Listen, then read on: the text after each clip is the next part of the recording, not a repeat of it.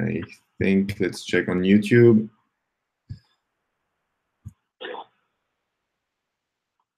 Why is it not live? Sorry, this broadcasting thing is complicated for me, I guess. Oh no, here we are. Now we're live. All right, perfect. So thank you, Tia, for joining us for this quick conversation. We have half an hour, and the reason why we wanted you to have a quick discussion with us is to talk about your experience with the last 3 years of your experience with governance during the last 3 years as chair of Sandbox. We are right now in an exercise to rewrite a new governance structure for Sandbox, and we thought that your 3 years of experience would be provide some great insights for that exercise at the moment. So for this governance proposal, we're using a framework that has like 6 parts, which are operations, coordination, identity, vision, change, and records. So I'm going to try to lump the ones that kind of go together in 3 big categories. And we're going to start first with the notion of identity and vision. When 3 years ago, when you became chair at a kind of tough moment for Sandbox, because we had that split between the community and the brand Sandbox, and there was a need to kind of restart or rethink our vision for Sandbox and of course the identity of who Sandbox is. How did you go about, or how did the board ultimately, because of course you were doing this with at the beginning Guy and then Will, and of course the secretary Karen, how did the 3 of you try to kickstart a new vision, or let's say restart the vision and identity of Sandbox 3 years ago? Yeah, so one of the big things that we had when we first started as the transition team was in October 2014. I think the HQ sort of came together. There were some working groups and there were some suggestions, but there wasn't really much that was done. It was a sort of a suggestion of what could happen. So really, when the transition team came in 2014, it was 2 people that would be governance and 3 people that would be operations. Now, of the full team, about 3 of them sort of continue to do the work, because it's really tough as a challenge to bring people into the community to actually take on tasks that aren't paid. And so you do have varying amounts of work that are introduced. One of our biggest challenges was how much of the community would be involved in the decision making, and what tools would we use in actually surveying the community and bringing all of that information, consolidating it, summarizing it, making decisions on that, and then introducing, say, governance principles or suggestions. So we had, for example, a number of different retreats that related to that, like the governance summit, the communication summit, which were really opportunities for us to gather people together. There were surveys that went out in about 2015 spring, and the aim of those surveys was really to ask people all of the kind of questions that were relating to the vision and the identity of the actual community and what we should do, because it was really a fresh start, and it was a new opportunity to take the community from what might have been with a very strong focus, with a very strong focus on not just the community, the vision, and the identity was very much pegged to a brand called Sandbox. Now, that wasn't there anymore. It was a very bizarre situation to then develop and design surveys that could ask those questions. And of course, any brander would tell you, as many of the branders who advisors in the working groups within our community actually did say, that the vision is not really set by a community, but the vision is set by a number of people. They sort of work on it, maybe in singles and then in doubles, and then they suggest that to, say, a corporate or whatever. But an actual vision for a community is a very bizarre thing. Normally it's the core values that come together that then design sort of the direction that they're going in. So very similar to that, what we did was introduce a committee that would work on the identity and the branding, and then would lead to assigning a name and a logo and brand elements. And so we started off in the winter part of 2015, looking at that sort of as a long-term project. And so for about 6 months or so, we worked on not just the name, what that name meant for us. We worked on the surveying to collect all the information about who we are right now and what were the suggestions right now. And that really gave us an insight into what the community members were really thinking about.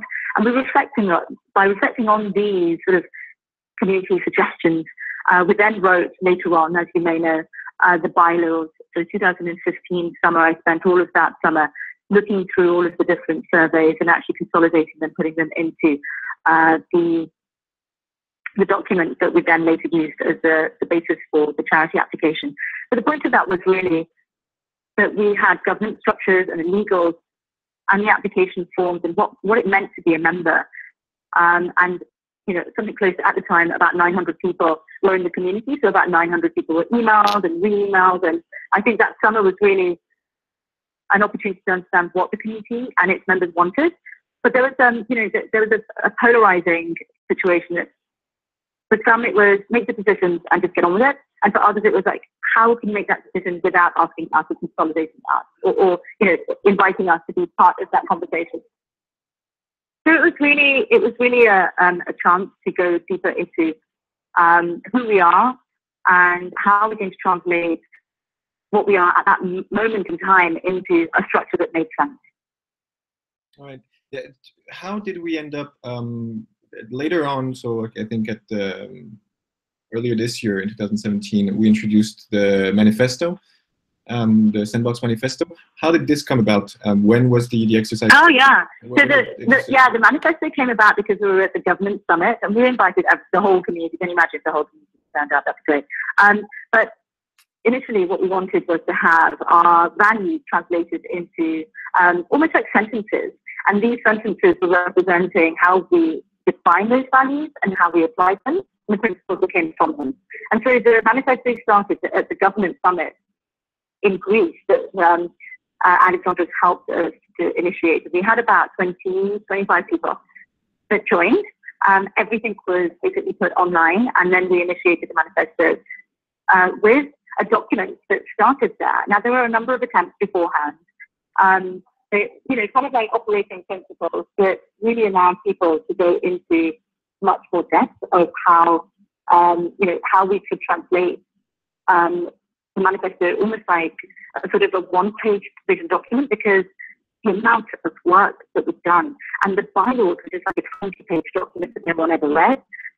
And so it was like, oh, what do you mean bylaws? I've never heard of the bylaws. And it's been in the newsletter 3 times, 3 different occasions, emails, Facebook pages, posts, and things like that.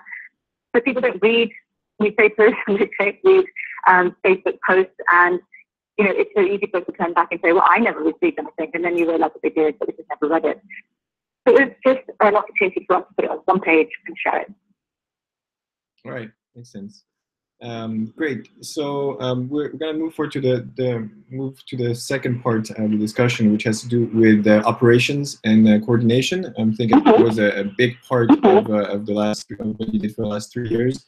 I guess I have 2 questions. Like, what were the most important operations or activities that had to be taken care of at the global level, rather than things that could have happened at the hub level? And once we're done with this, I'll go over with the coordination aspect and how the board work together.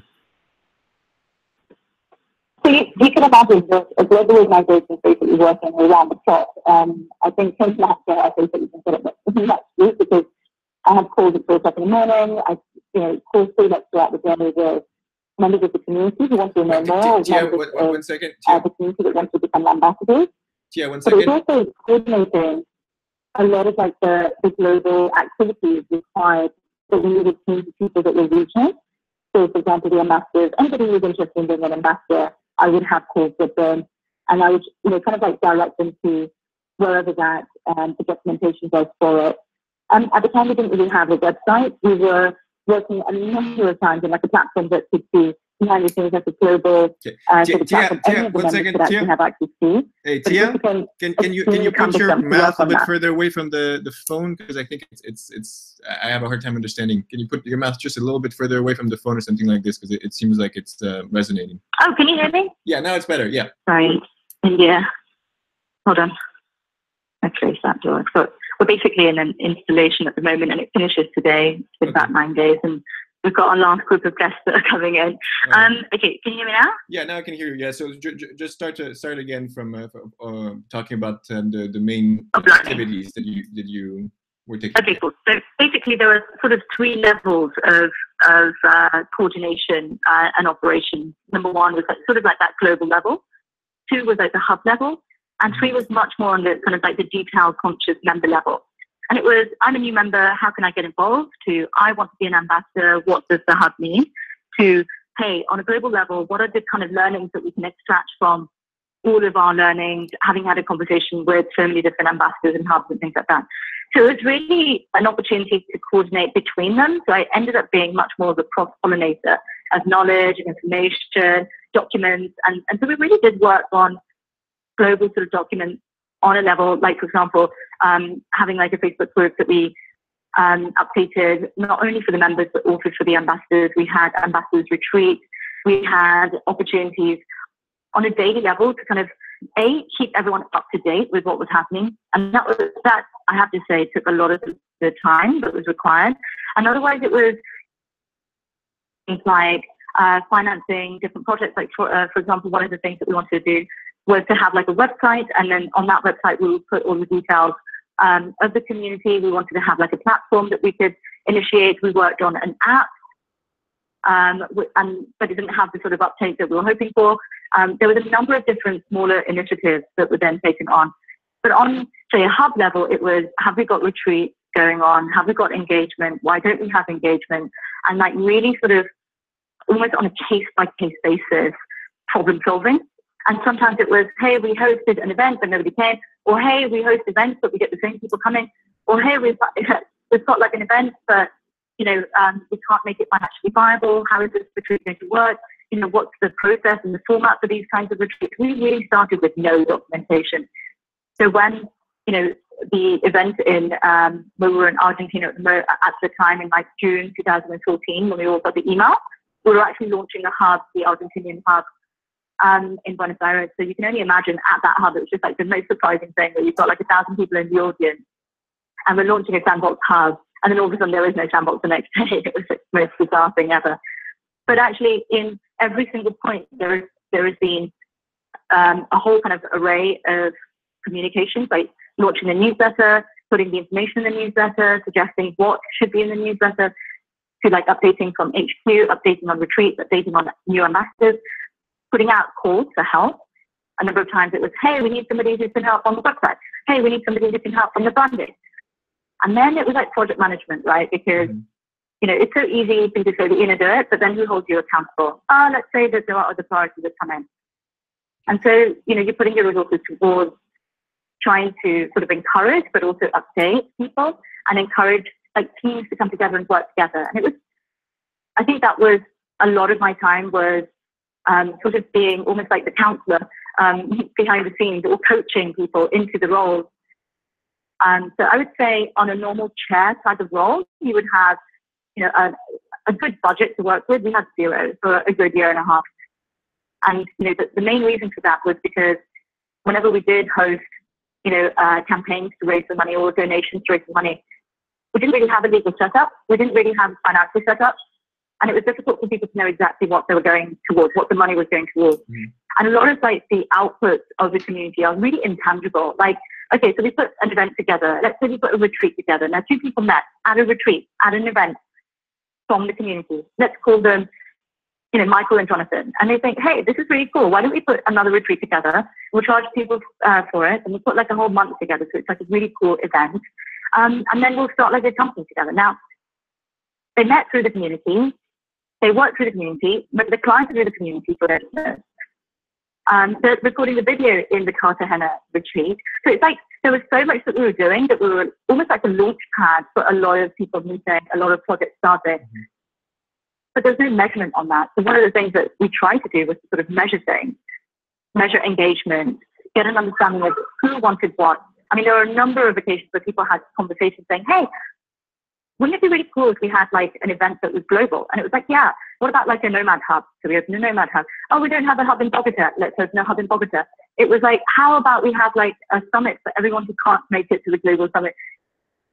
So we introduced the virtual summit. We didn't have a communications team, so we put a communications summit together. So there was a number of like, on a global level, so like it was like trying to bring and massage situations so that we could try and get the tasks that we needed to get done.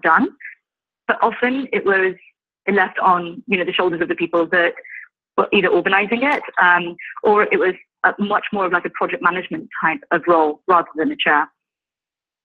All right.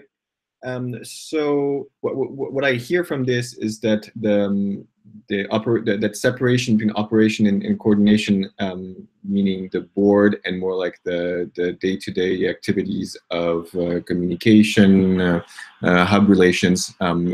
Ultimately, the board was doing that work as well. There was not like a clear separation between the two. So in in that light, in the future, do you think that a three-person board, a three-person voluntary board is a good structure, or would you have another idea for an alternative structure for the board?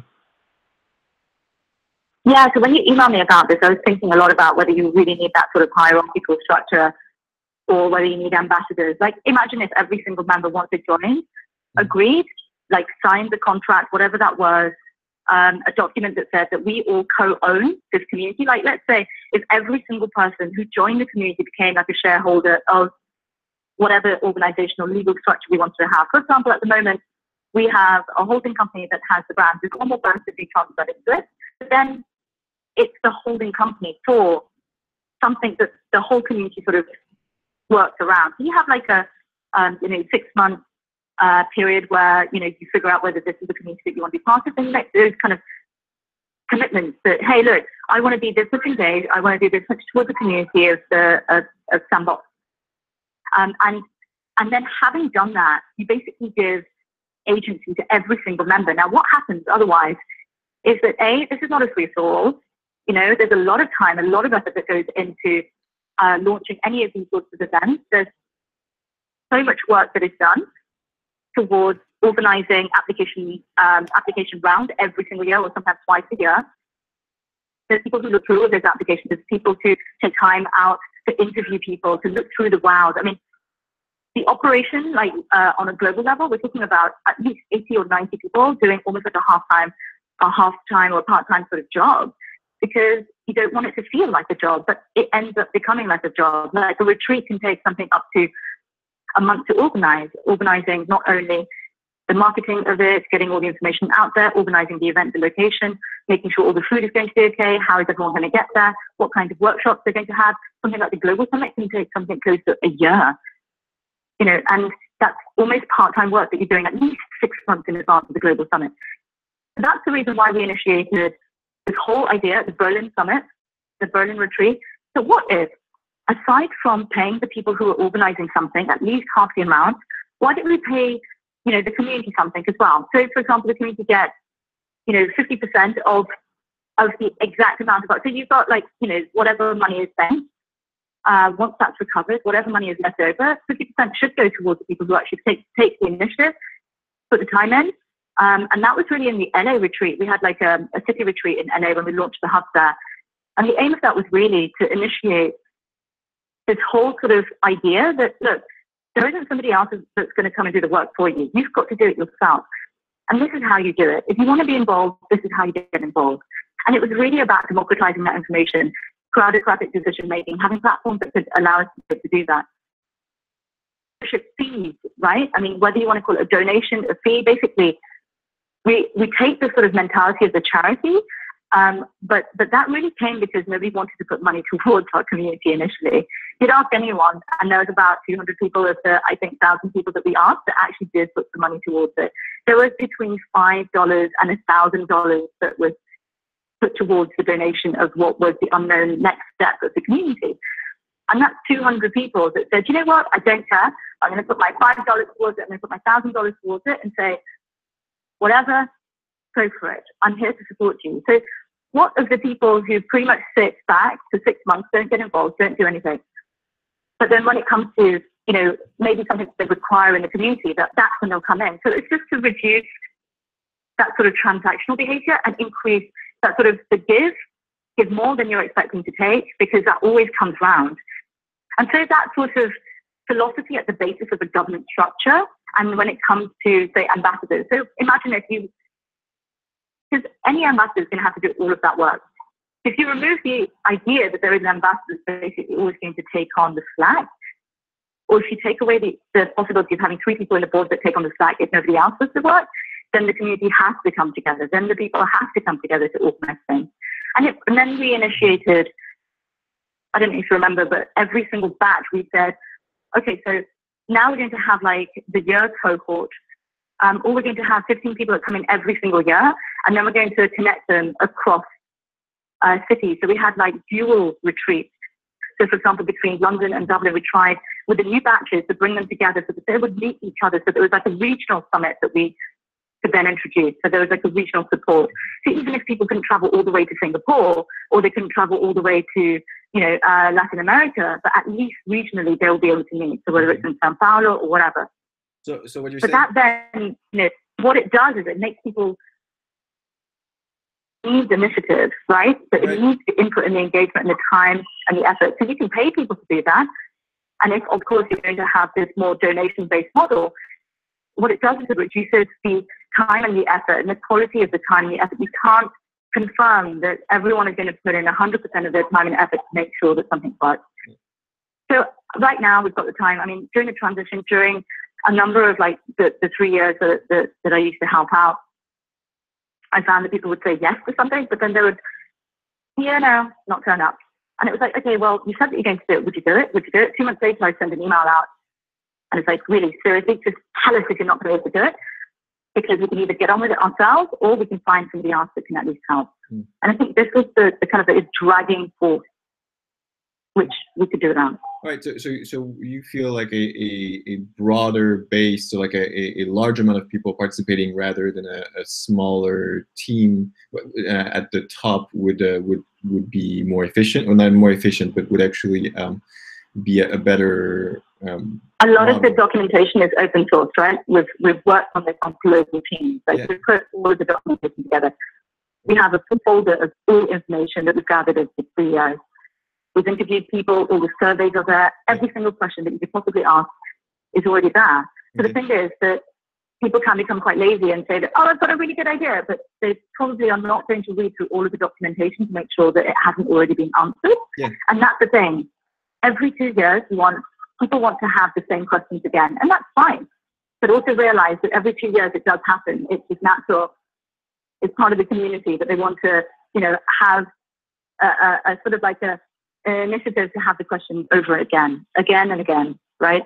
Okay. So there has to be a process where people can still be involved to update what has been done previously. Not let's try and do it all again. It also feels kind of like an ego play, right? It's like, okay, well, they've done what they wanted. Now I want to be involved in something else. It's like, yeah, okay, carry on doing it. But you're not going to be furthering the cause of the community. You're basically just going to be redoing it. And you're going to come to so many of the same conclusions because we've had, years of this. I'm speaking to so many people that have either run the community or been part of ambassadorships or whatever. And this is basically what happens. You have very similar questions. And in the end, you need a team of people who are going to execute. So give them a deadline, give them a budget if you have one, give them incentives. And so that will then, even if it is, like we were thinking about membership fees, and after we've decided what to do with the whole branding exercise, and we launched the questionnaire. I think it was a vote in January or February. And then we had it was almost full time with the Global Summit, so we couldn't really do much else. But I think that gave us an opportunity to go much deeper into where we thought that we could actually bring in some finance to help. So on the governance side of things, I think a lot of that has already been worked out. It's a case of making it open source, making it available, easy for anybody to go in there into the documentation and say, right, fine, got it. I want to help. I want to put a retreat together. This is how I do it. This is the structure for it. This is who I need to, make my project accountable to. So, for example, if I want to run a retreat or if I want to open a hub, this is the process for it, and this is how I'm held accountable for the work that I say that I'm going to do. So you've touched really quick to on our last subject, which is that idea of change. You've stepped down, 6 months ago as chair, and the entire board stepped down, the trustees stepped down, and we have now a new board. And here I have a little bit of experience because I'm working with you on that transition, on that change that's going on right now as the current treasurer. Do you have some lessons as to like this transition moment? Is there something you think that could have been organized in a way that would have made that transition easier, or are they steps that you've taken before stepping down or during the last 3 years that really helped, that you feel like really helped the current transition that we are in now between the old board and the new board? Yeah, I think this should be called the transition community. The what, sorry? It should be called the transition community because every year and a half or so, we want to transition. We're growing, we're evolving. There's different things that come in. There's different elements that come in. And it really gives us an opportunity to understand if we were to launch this as a transition community, we'd be comfortable with transitioning, right? Mm-hmm. It's not that, we get to a point and we're there. There is no destination. As a community, you're always growing. So wait, I think you misunderstand my question. My question here is not about the transition community. It's about more like when Guy stepped down and Will replaced him. How was that change? That new person coming in, how did you bring him up to speed? And now that we have so basically what happened was we were in Panama, mm-hmm. and Guy stood up, and with no notice to anybody else, we were in the middle of an application. Guy stood up and said he didn't want to do the trustee of treasury role, mm-hmm. and so it was like, but he said, well, I recommend Will. Will is sitting next to Guy at the moment, and then Will said, okay, well, I'm happy to help out at least during the time of the application. So that's basically how it occurred.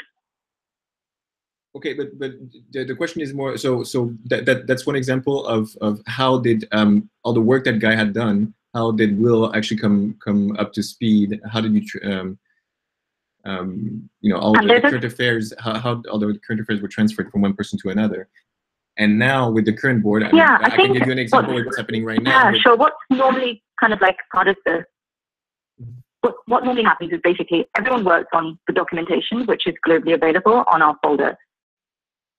It's basically become updated with everything that's happening and everything that anyone else has been working on. And normally we introduce them, we set up calls so that if they have any questions, or let's say even with an ambassador handing over to another ambassador, they're sort of like, hey, this has come to a retreat. I'll talk you through the retreat so that you know how to run your own retreats. You join like another hub with your application process, so you get to learn about the different kinds of things that you are going to be required to do once you are an ambassador. With the governance model, I don't think we're there yet. I don't think we got to a point where, hey, look, these are all of the things, because it's so much, right? And it's overwhelming. Mm-hmm. A lot of people have burnt out. And it's like, you get to a point where there's so many learning. You literally need the book on leadership when it comes to leading communities. But I hope that, there are pieces of information of learning that are normally passed on. And I think, people have been super helpful to me whilst I've been in that role, and I think that sort of continues. Okay, and with the current transition right now, for instance, one example is all the work you've done on getting or all the work the board has put together to gain the Sandbox brand back. This is, 95% of the work was done, but there's still a little bit of work for the new board for it to be absolutely complete. Here, did you feel that the information was transmitted, or that switch was easy? And are there things that helped to make? I actually think the transition was really easy actually for this specific topic, and it went really well. And is there something that you feel like should in future transitions, people should prepare in a similar way as you've done for that transition? Say that again. Sorry, was that a question? Yeah. My question is right now. So the one specific example I would have with that idea of like, passing one activity to from one board to another is the getting the brand back, the Sandbox brand back, the brand transfer that we're getting from Central Way. And and you had done about, I mean, the previous board had done about 95% of the work, and it was like a little 5% needed to be done, which is that press release. And I actually think the transition for this task went really well. Is there, would you have something to share on how you helped make this transition task over? Yeah. So yeah, I think, I mean, easily put, like, make a list of the different kinds of projects. Like, one of the things that we were handing over was community management, it was the digital sort of management, it was the newsletter management, all of these things. And I think also with, you know, for example, the press release, working on that together to sort of transition to the new team has been really helpful, because, I mean, you guys make an amazing team, and it's really easy to work with you. Of course, I think if we had more time and maybe to sort of sit down and go through the sort of learnings, that would be really good. Almost like a transition retreat where you'd have, like, you know, the different kinds of learnings that people have had when they've actually transitioned through, or that there is like an actual moment where you have a good 2 or 3 days to hand over tasks and go through like different things. So actually transitioning over to the new team, we had a number of calls to go through a number of different things that we were part of. Yeah. I'm going to have to go now. It's the final 30 minutes of my installation here in Goa. Of course. But look, if you have any further questions, or if anyone's got any further questions, you're welcome to email me. We're all good, and I love the idea of a transition. Yeah, I actually love the idea of a transition retreat. So I think we're finishing on a high note. Thank you very much for taking the time to join this call, and have a good time in Goa. And I hope your last day on your art installation goes well. Thank you very much. Thanks. Bye bye. Thanks, Luke. Thank you. Okay, bye. Bye.